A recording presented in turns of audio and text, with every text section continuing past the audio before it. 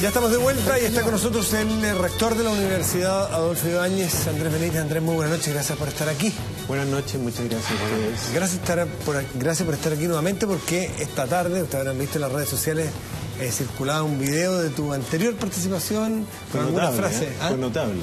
Tengo 70.000 seguidores. En ese video. Solo en esa frase. En esa frase. ¿Para qué van si no tienen plata? Ah, sí. El tema de la universidad.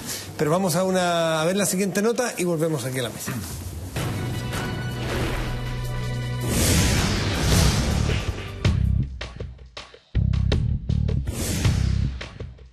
No ha pasado ni un mes desde que asumió Michelle Bachelet y el conflicto en educación vuelve a la palestra. Esta vez fueron los rectores de las universidades estatales versus las privadas quienes caldearon los ánimos en reunión con el ministro Eizaguirre. He manifestado nuestra profunda molestia por los dobles discursos que han tenido las universidades estatales, vías paralelas, dobles discursos, problemas de confianza con lo que nosotros llamamos el trabajo común al interior del Consejo de Rectores. Nadie puede entender que se quiebran las confianzas cuando las universidades del Estado reclaman recuperar, ¿no?, un estatus y una relación que nunca debió haberse perdido. Algunos defienden el trato preferente anunciado por el ministro de Educación para los planteles del Estado.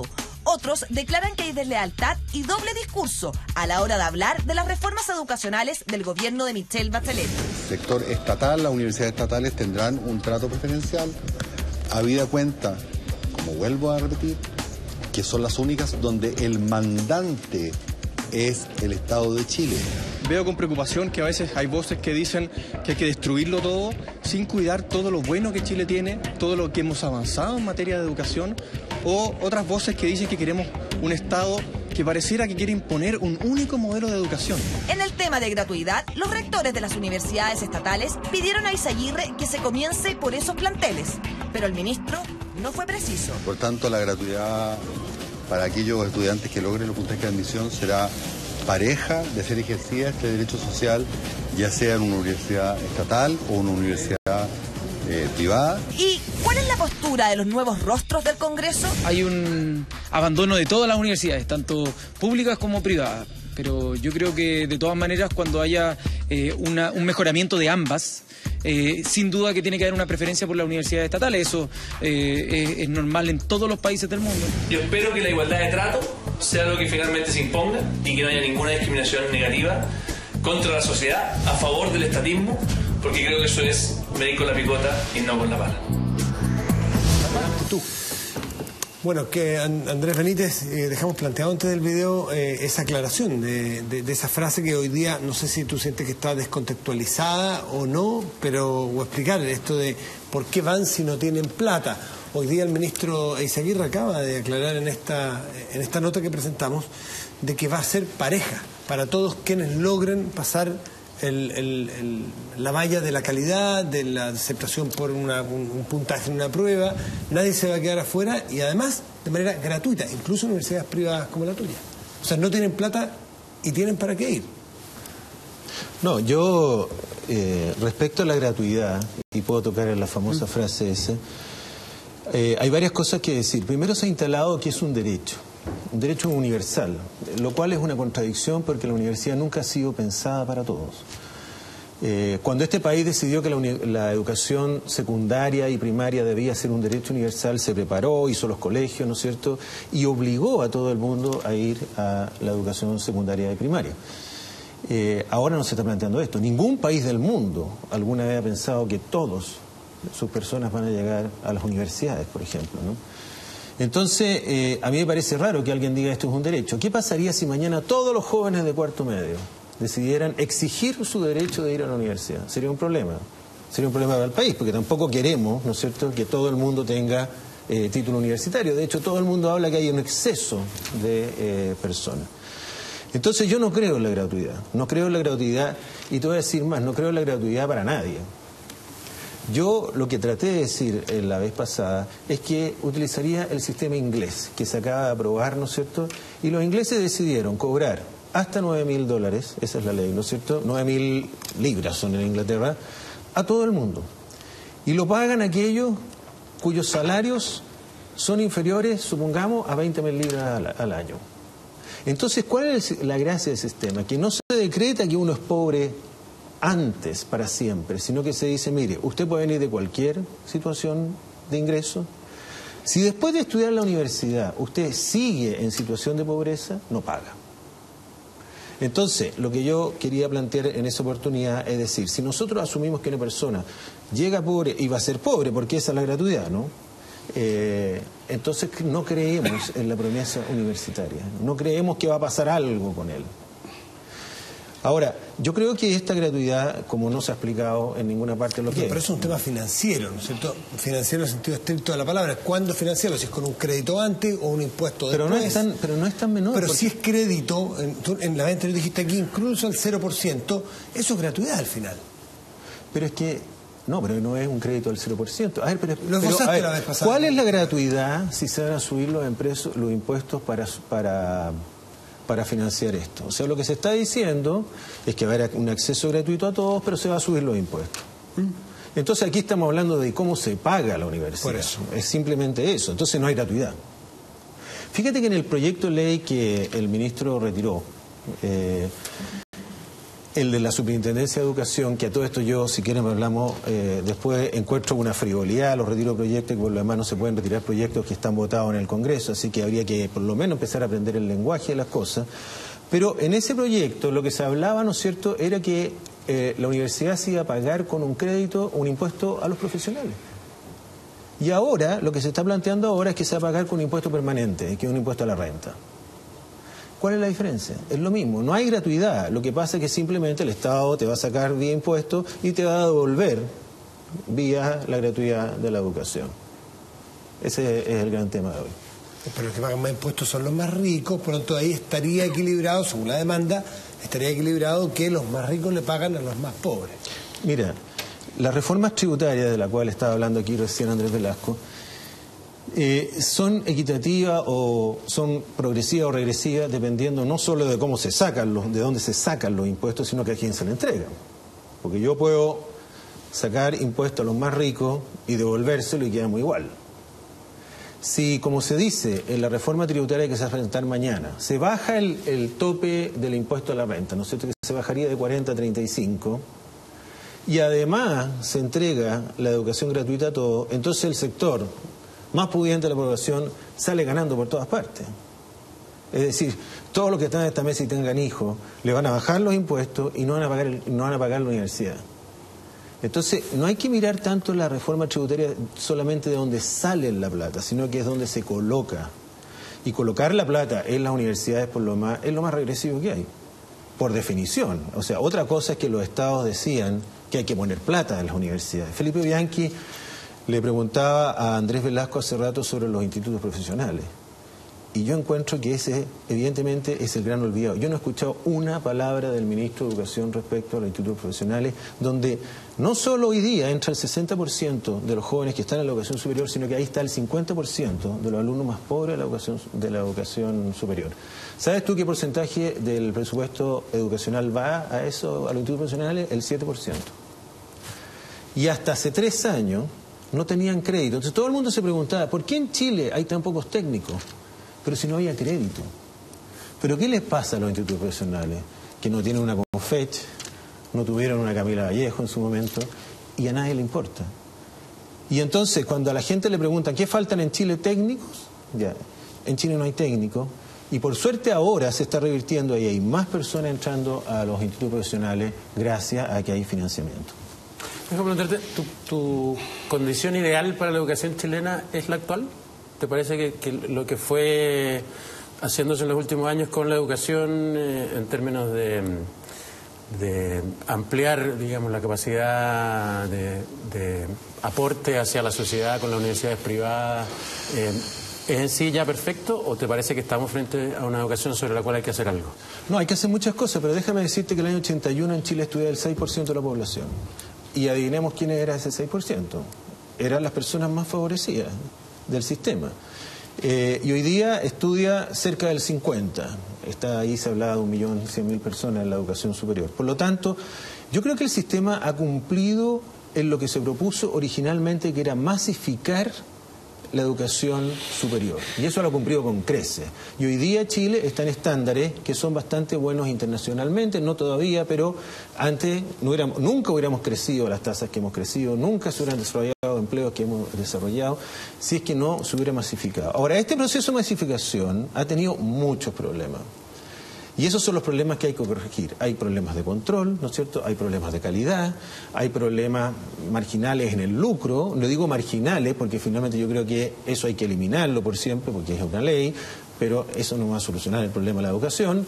Y hay una serie de problemas en los proyectos de acreditación. Por eso a mí también me sorprende que se haya retirado el proyecto de acreditación, fíjate.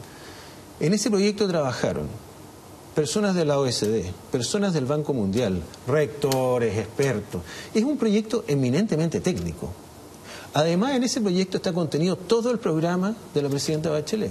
Cuando aquí se dice no pueden haber universidades que estén acreditadas por un año, bueno, ese proyecto fijaba 4 o nada. ¿Ya? Subía la exigencia y sin embargo se retiraron, como dice el vocero Elizalde, por malo. Bueno, probablemente él no leyó el proyecto. Y lo otro más grave, el proyecto de superintendencia, el ministro no solo dijo que lo retiró, dijo que lo vamos a mandar a dormir siesta. Y entonces, ¿cómo quieren que fiscalizar las universidades? ¿Tú sabes cómo hoy día se fiscalizan las universidades con una ley que está incluida como miscelánea en la ley de presupuesto? Gracias a eso, hoy día las universidades tienen que mandar sus estados financieros, sus empresas relacionadas, etcétera. Entonces, me parece que todo este retiro de proyectos no es más que un saludo a la bandera, o sea, es desmarcarse del gobierno anterior, hacerle un guiño a los estudiantes, pero ha provocado un retraso enorme en esto que hay que solucionar problemas. ¿Pero tú crees que la educación universitaria estatal está bien? ¿O tu defensa básicamente de la crítica a la educación universitaria privada? Si dejan tranquila la privada, si hay que meterse con la universidad estatal, o tampoco crees que sea tan... A ver, mi primera crítica tiene que ver con las palabras del ministro, que a mi juicio fueron tan desafortunadas que parece que se remitió al día siguiente, ¿no? Esto de que las universidades estatales son una suerte de ente sobre el bien común, ¿no es cierto?, que representan el alma nacional y que ahí sucede todo lo bueno, que ahí se investiga bien. El ministro cruzó una línea que no haya cruzado ningún ministro, porque incluso dejó a la Universidad Católica y a las otras tradicionales privadas como marginales, ¿no? Mi crítica es que uno no puede ensalzar ni las universidades públicas ni las universidades privadas. Por ejemplo, cuando se habla del riesgo de captura, todas las instituciones tienen riesgo de captura. A mí me da mucha risa cuando las universidades estatales dicen nuestro mandante del Estado. Yo me pregunto en quién lo manda el Estado a Víctor Pérez. O sea, te voy a decir una cosa. Si Víctor Pérez mañana decide cerrar ingeniería, ¿qué puede decir el Estado? O sea, con suerte el presidente no puede ni siquiera entrar. Cuando los carabineros querían sacar unos tipos que estaban tirando bombas de adentro, le dicen que no, porque está violando la independencia universitaria. Esas universidades se mandan solas. Y a veces son capturadas por grupos y al igual, y tienen el mismo riesgo que las privadas. Y por lo tanto, yo comparto lo que dijo Camilo Escalona, y con esto termino, que hay que mirar el problema en su integridad. Hay muchos problemas en las privadas y hay muchos problemas en las estatales. Y hay que solucionarlos todos, porque en la cultura de este país, desde siempre han habido universidades privadas y universidades estatales. Y quiero mandarle también un recado al rector Sánchez y sus amigos.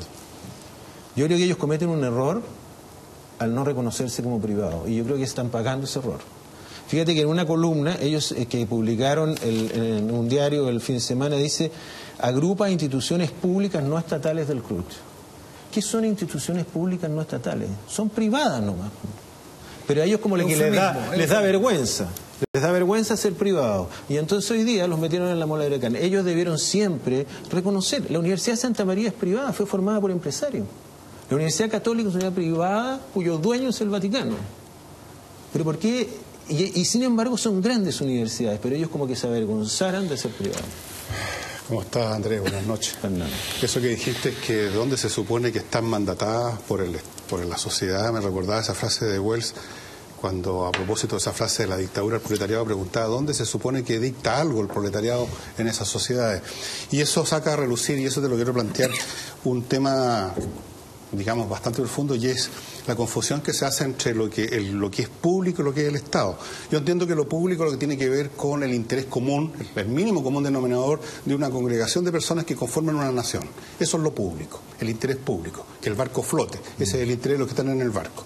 Y el Estado es simplemente una máquina administrativa que puede ser capturada, y de hecho lo es todas las veces prácticamente, por grupos de poder que discuten y que se buscan la manera de optimizar básicamente la cuestión de las plata. Yo soy ex estudiante de la Universidad de Chile y en los años 60 también me tocó ver, no sé en qué grado están las cosas ahora, pero yo no vi en ningún momento que la universidad se pusiera a pensar en el bien nacional, que llegaran unos filósofos, que llegara Platón y su academia, digamos, a pensar el país. Sino que yo veía luchas internecinas entre los departamentos por plata, peleas de políticas menores, y en la práctica la universidad funcionaba un poco como le parecía, esa es la verdad, y creo que hay una confusión enorme. ¿Qué es, a tu juicio, lo que hace que una universidad privada actúe en el fondo como una entidad de interés público? ¿Y qué es lo que hace que una universidad pública en el fondo opere como una entidad de interés corporativo, como yo creo que ocurre en muchos casos? Bueno, es una buena pregunta definir lo que es el interés público, por qué alguien tiene algo público. Yo creo que la universidad en general, la misma docencia, ¿no es cierto?, provoca un bien público. La docencia tiene un bien privado, que es el que asume quien es ingeniero, abogado, ¿no es cierto?, y va a recibir beneficios por ello.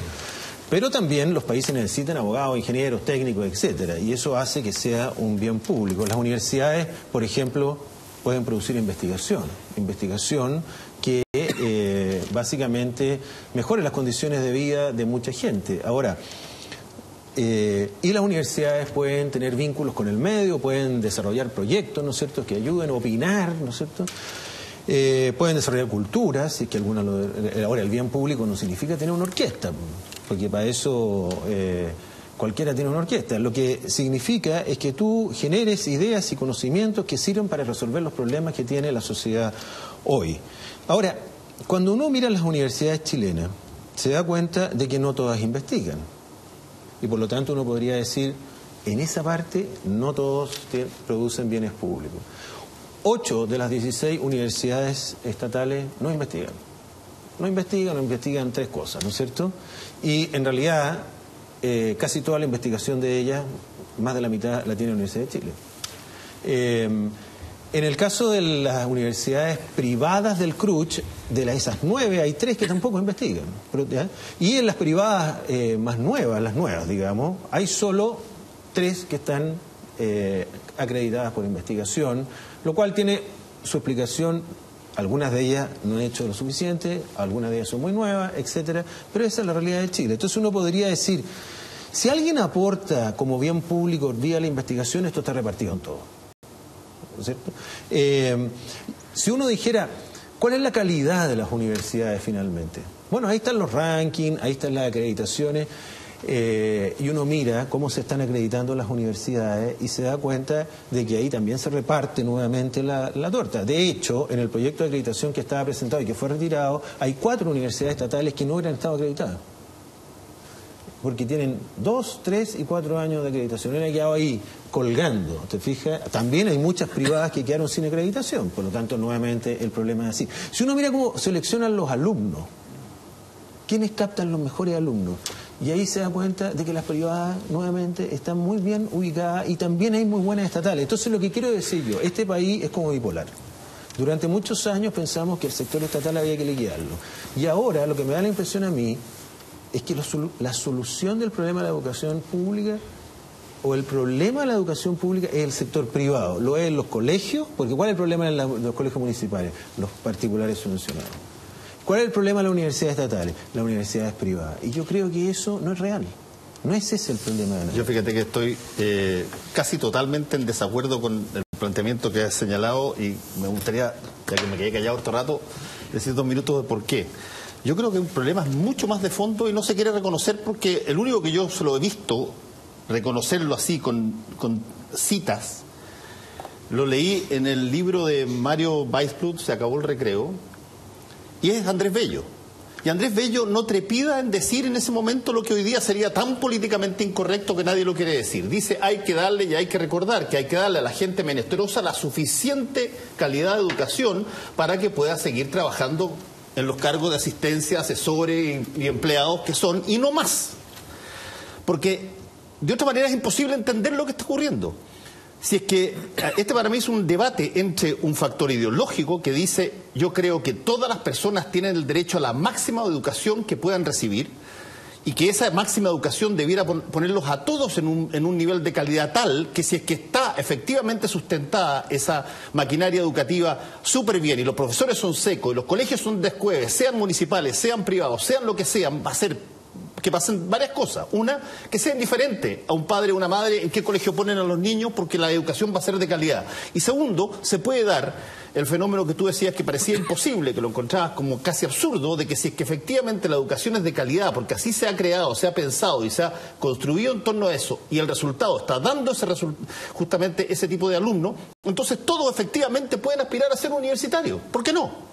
Solo que nosotros miramos ese planteamiento que es ideológico, un planteamiento de convicción de cómo generamos las condiciones para que se dé la máxima calidad posible en la educación, lo miramos con una, llamémoslo así, contradicción que no es ideológica, sino que es economicista. Y te dicen, no viejo, como la plata no alcanza, entonces hay que ver qué cosas se pueden hacer con la plata que hay.